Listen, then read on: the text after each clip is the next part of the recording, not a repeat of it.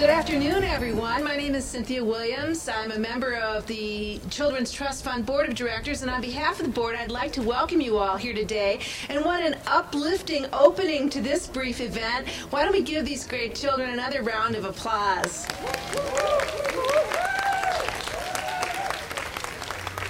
Music is very uplifting to everyone's hearts and souls, and I think the theme of what the children just shared with us today was possibilities. And I think that's all about what CTF is. The Children's Trust Fund is the only organization dedicated solely and primarily to prevention of child abuse and neglect, and possibilities was the theme of that musical selection, and that really says it all. Making sure that in this great state, despite all the challenges that we have, that we still continue to invest in prevention and make sure that our children enjoy a world, a state, a home where they have possibilities to learn and grow and enjoy all that life has to offer. So with that, thanks for your support, thanks for being here, and I'm going to turn this over to Mike Foley, the Executive Director of CTF. Good afternoon, everyone, and welcome, and thank you for being here today. We turned into just a beautiful day. I think the temperature probably increased 10 degrees in just the walk over here. The first thing I'd like to do is just echo what Cindy said and to thank the Averill 4th and 5th graders, right? The Averill All-Stars for being here. Thank you very much. I'd also like to acknowledge 5th grade teachers from Averill, Pat Christensen, Ron Kohler, and Bob Aker, the music teacher, Aida Cisneros, and the principal from Averill, Rosa Thill. Thank you very much. We very much appreciate it. I want to make a couple of comments, but the other thing that I'd like to do, and we don't have our full speaker group here yet. Several of our legislators are apparently in appropriations hearings, and they're taking a little bit of time, and we're hoping they're going to be able to come out. But as I was looking at the group that we have here, I just wanted to make, and I'll introduce them individually as they show, but the comment that I wanted to make about our legislative group is that here in Lansing, when you think about all the kinds of issues that are taken up in the building behind us here, there are a tremendous amount of issues where, politely said, the reasonable minds differ on the way things should go. But when it comes to our issues, when it comes to supporting families, and when it comes to child abuse and neglect prevention, so many of the legislators on both sides of the aisle are not only supportive, but fundamentally committed to our work. And the legislative group and Justice Corrigan and others that are here today are really emblematic of that. Not only are they supportive, but they're tireless advocates for our issues. And I just wanted to acknowledge that before we move forward and to say thank you. Just a couple of comments that I want to make about as we kick off Child Abuse Prevention Month. Really, when I think about Child Abuse Prevention Month, there's a couple things that come to mind. And one is that we need to acknowledge that too many children in our state are abused and neglected. Last year, the substantiated numbers of kids in Michigan that were abused and neglected was over 29,000 kids. And we know the consequences of that when you think about the cost of foster care, ultimately the cost in the juvenile justice system and a variety of other things. But most importantly, in our mind, it's the cost to the kids themselves. We want every child in Michigan to grow up in communities and families where they're nurtured and they're supported and they get everything they need to reach their potential. And we know that when children are abused and neglected, that just compromises that tremendously. And so as we kick off this month, we stop and we pause and we recognize that, and we do everything that we can to improve the capacity of our communities and our families to support children so less children are victims of child abuse and neglect.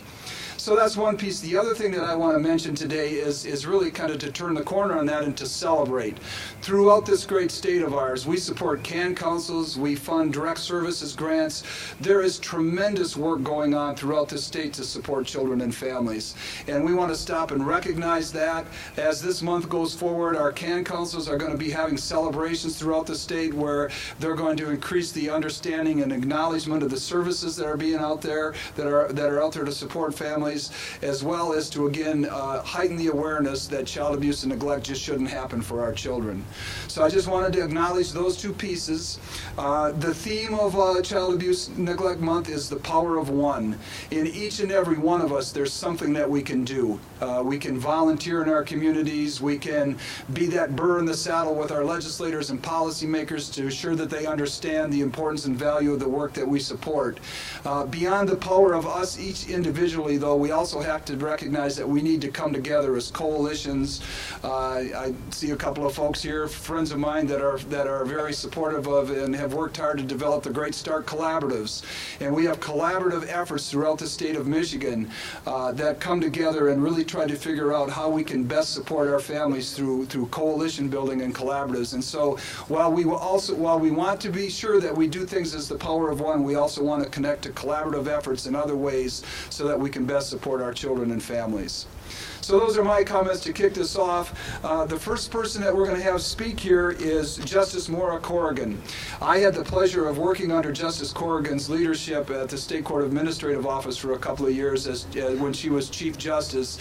And as I said at the onset, Justice Corrigan is certainly one of those folks in the state of Michigan that goes above and beyond to support our most vulnerable families. So please join me in welcoming Justice Mora Corrigan. Thank you, and good afternoon, and welcome. And on behalf of all of Michigan's more than 500 judges, I want to thank the Children's Trust Fund and all of the children here from Averill Elementary and all of you gathered here for being here to support Child Abuse Prevention Month. And I wanted to give you a little fish story that demonstrates the power of one and talks about what we're really trying to do in Child Abuse Prevention Month. And here's my story. There's two fishermen fishing in a stream, and an infant floats by down the river. The first fisherman jumps in, and he rescues the child, and he hands the child up to the other fisherman.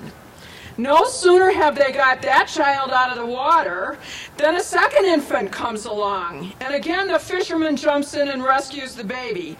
And a third baby comes along and a fourth baby and so on. And the fisherman saved every single one. Finally, a whole group of babies comes floating downstream. The first fisherman grabs as many babies as he can, and he looks up and he sees his friend walking away. And he says, "Hey, what's wrong with you? Aren't you going to help save these babies?" To which the second fisherman replies, "You save the babies. I'm going upstream to see who's throwing all these babies into the river." And that is what we're about here in the power of one and in trying to prevent child abuse. All of us have precious children committed to our care, all the grown-ups, that is, whether they're our own kids, whether they're by birth or adoption, or whether children we don't even know who are committed to the care of our state in our child protection system. As Mike just told you, we had 29,000 new cases of child abuse last year in Michigan, substantiated cases that came into the system. Like the fishermen, we've got to keep asking, who's causing this? It's harming our children, and we have to prevent this huge cost to all of them. The real March Madness, ladies and gentlemen, is child abuse.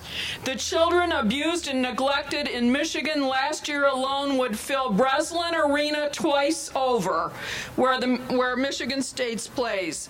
2 times over. This is madness. And let's exert all of our power to stop this madness. I'm shortly going to turn the podium over to my great colleagues, Senator Martha Scott and Senator Bill Hardeman. I thank them for all their work. It's a joy to work with them. God bless each and every one of you, and remember the power of one. Thank you.